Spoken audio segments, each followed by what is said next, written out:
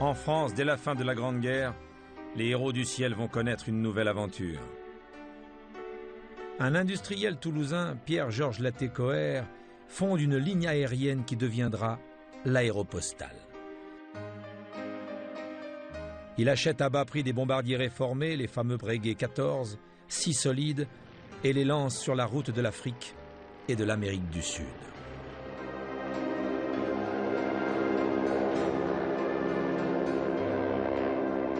Il faut des pilotes d'exception pour des avions qui n'ont pas été conçus pour voler par tous les temps.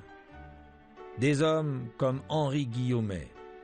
Il s'écrase à 3500 mètres au milieu des Andes, la grande chaîne de montagnes qui sépare l'Argentine du Chili. Pendant 5 jours et 4 nuits, il marche dans la neige en portant son précieux sac de courrier. Il dira « Ce que j'ai fait, aucune bête au monde ne l'aurait fait ». L'un de ses pilotes devient le chantre de cette épopée.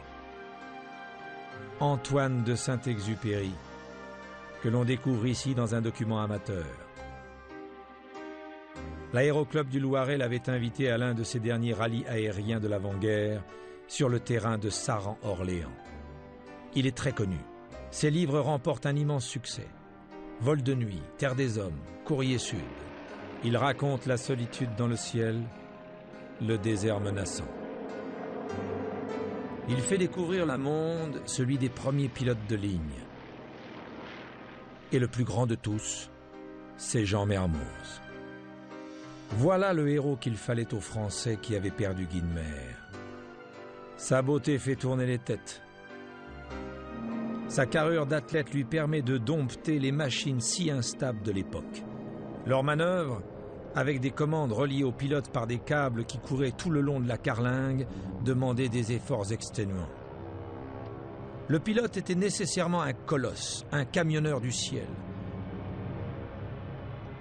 Le mécano parcourait les entrailles du monstre dans un vacarme infernal, puis cassait la croûte avec le radio. Il poussait un petit roupillon jusqu'au prochain orage qui allait rudement secouer la machine.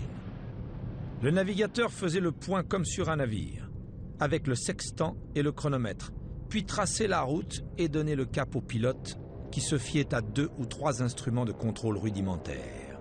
Le temps était à l'héroïsme. C'est ce qu'écrivait Joseph Kessel. Le plus grand cadeau de l'aviation, c'est d'avoir créé un univers nouveau, un type d'homme nouveau, le surhomme. Mermoz était pour nous ce surhomme. Il atterrissait en triomphateur en Amérique du Sud. Seul Saint-Exupéry le jugeait avec lucidité. Il lui avait écrit en 1935 « Tu n'as pas le droit de risquer ainsi la peau des pilotes qui voudraient suivre ton exemple. » Un an plus tard, Mermoz disparaissait dans l'Atlantique Sud. Saint-Exupéry écrit « On me demande des souvenirs sur toi, mais je n'en ai pas. Je ne peux pas te ranger parmi les fantômes.